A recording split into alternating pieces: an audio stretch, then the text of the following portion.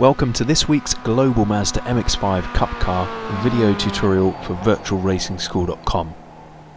The series takes us to Charlotte Motor Speedway this week for the tricky road course where I've driven a lap with the baseline set up in default afternoon weather as normal. I'll play the lap through first in full before then going into further analysis.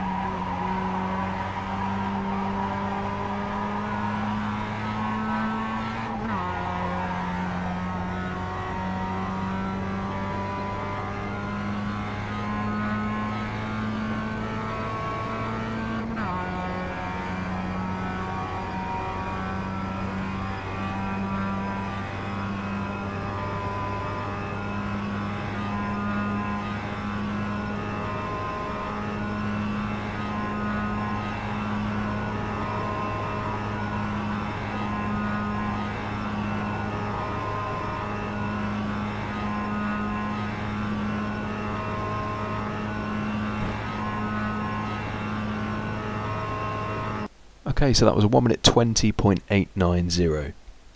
Okay, so as always from the VRS website, the list of data packs, we're going to choose the Mazda MX-5 Cup Car. And we're going to choose week 6, which is Charlotte Motor Speedway road course.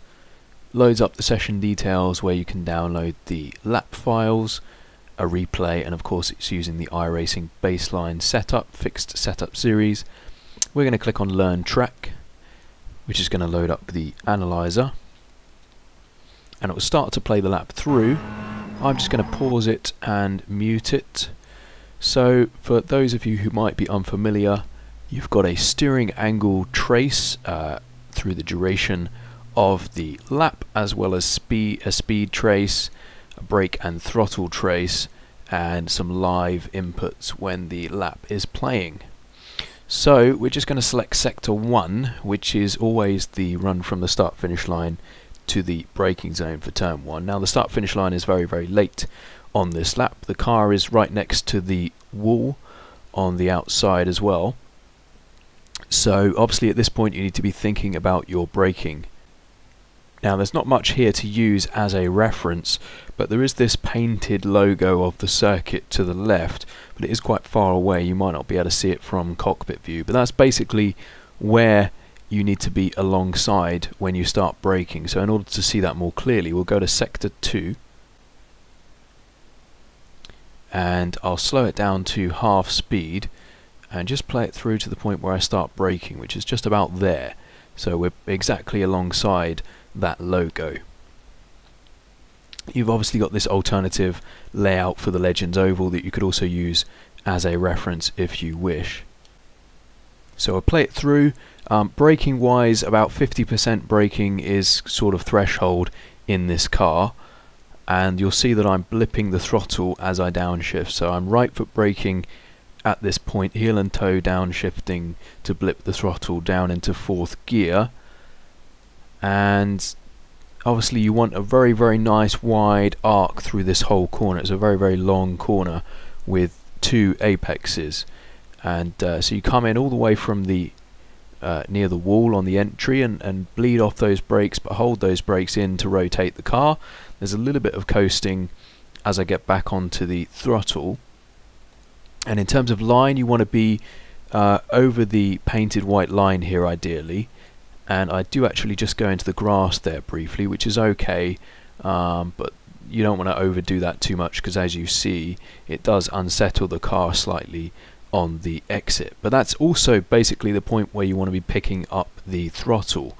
It's quite a fast corner, so you want to pick up the throttle quite quickly, but there is a moment of hesitation for me there, and that's because I'm not sure if I've got too much speed, if I came off the brakes too soon. So I'm hesitating because I'm not sure if I'm going to make it through the middle of the corner without running wide and clipping the wall, which I did do a couple of times in my practice laps.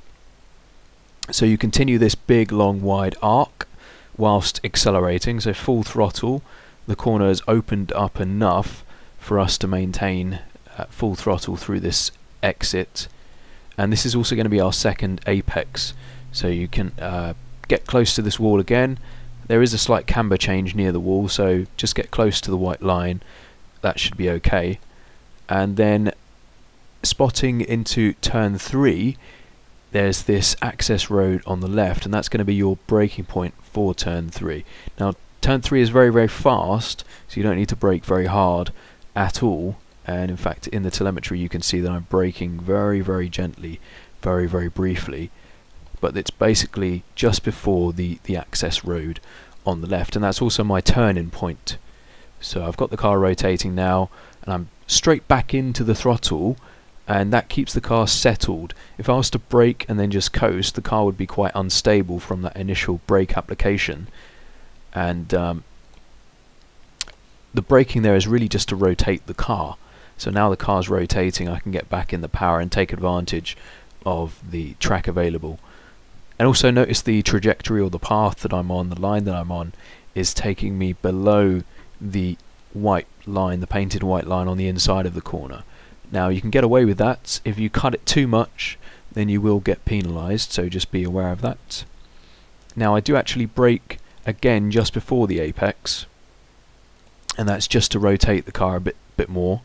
So I obviously wanted to tighten the car up a little bit, and then I got back into the throttle. So I'm basically steering the car on the ideal line with the pedals because I'm on the limit of grip. So when you're on the limit of grip, the pedal inputs really make a big difference in terms of how tight or loose the car might be, and the sort of trajectory that you're on at that point.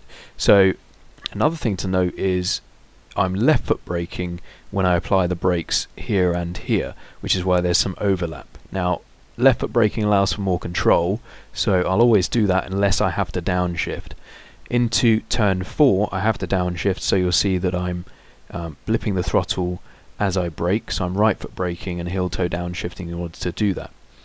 Now that's going to happen where there's this additional access road on the left, and shortly after that is going to be the turn-in point for turn 4.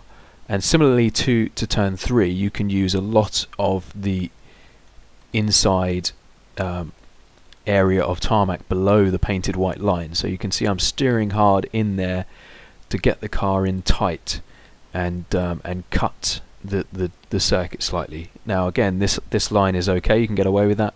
If you cut it more than that, then you can be penalised. So another thing to note is I picked up the throttle just before my apex there. The car doesn't have much power. I'm in third gear, and there's enough track available on the exit for me to be that early on the throttle. Obviously for the exit I want to run the car close to the grass, which is going to open my approach as much as possible into the fast sweeping right-hander up the hill of turn 5, which then leads into the braking zone for 6. So go to sector 3 for that. Now I do have a lift here, but I don't brake. You can probably get through here flat out, but I think it's probably best if you lift, otherwise you'll run too wide just up the hill. Now even despite that lift, I have done exactly that. So you'll see I start braking sort of just alongside this gravelly path, this first gravelly path here, and I'm braking very, very gently, so only about 30%, and that's because I'm still turning in.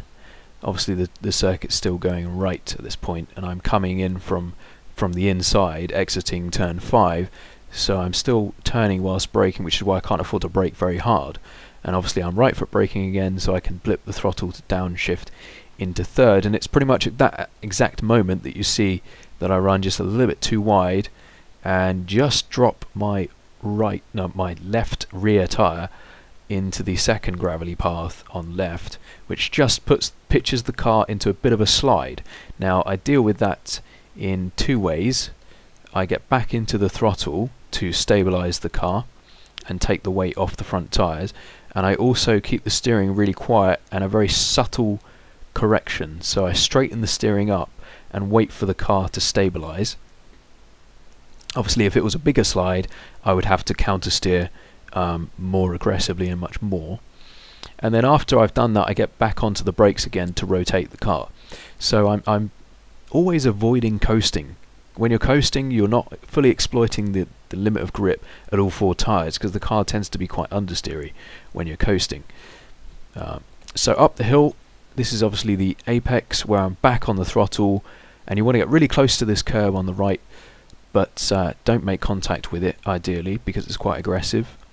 So you keep it nice and tight as well.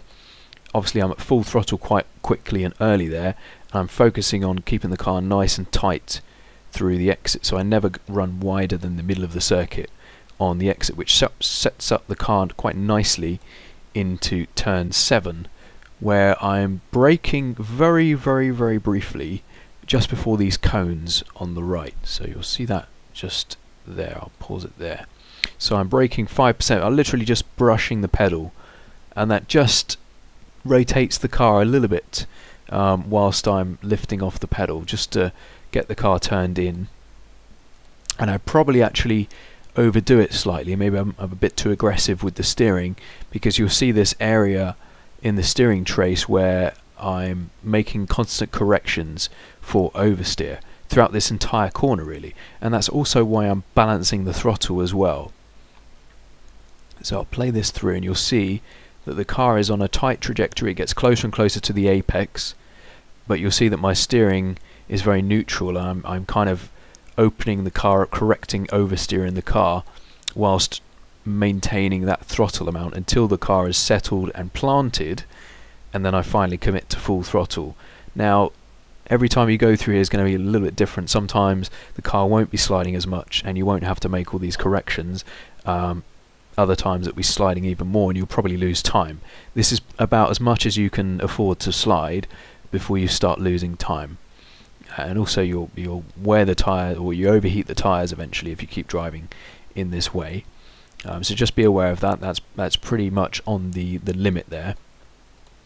Be aware on the exit of this fencing. It's very easy to drop a wheel on the grass on the exit there, and you should be upshifting into fourth at that point pretty much. And I'm also continuing to keep the car steered quite tight to the left, and my goal there really is to try and come up onto the banking from a shallow angle of attack, so the transition onto the banking, which can be really aggressive, isn't too bad, and I also carry a decent amount of speed. So I'm just going to speed it up now because there's not really much to do here. The only thing you need to worry about really is obviously keeping a nice tight low line. So no need to bring the car up any higher than the dashed painted line at the bottom there. And then through the final two corners, 11 and 12, we'll get a sector 5 for this. Obviously easy flat out. Keep the car nice and close to that white line all the way around, so you minimise the distance that you cover. And then the exit towards the finish line as well, I try and stay low and shorten the distance as much as possible. You can find qualifying and race setups, telemetry and replays over at virtualracingschool.com, where you can also book one-on-one tuition with myself and top drivers from the likes of Koala Simsport. Good luck for this week, and feel free to post any questions or comments below. Thanks for watching.